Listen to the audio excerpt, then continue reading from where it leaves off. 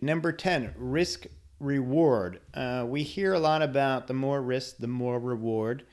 This does tie into risk tolerance, of course. Risk tolerance is more about you and like where you are in your work to retirement journey, and also what keeps you up at night a little bit as well.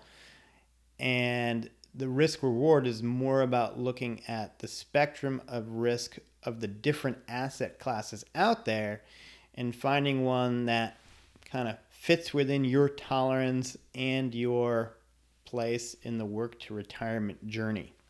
But they generally say higher risk, higher the reward. Lower risk, lower the reward. No pain, no gain. So I think we all understand that, but it's like understanding why a particular asset class or a particular type of investment has more risk and more reward. And also there are some investments in there that I think, like real estate in general, for me, it's not always true to say this, but in general for me, it had produced like higher return for, I think, relatively speaking, lower risk than a lot of market, investments like stocks or whatever.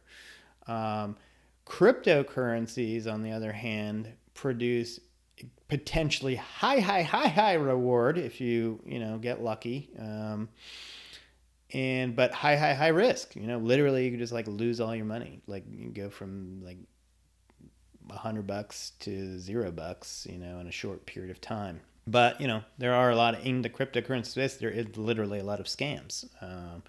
Call them rug pulls. The kids call them rug pulls. So yeah, so risk reward is really more about assessing the asset and or the instrument, and like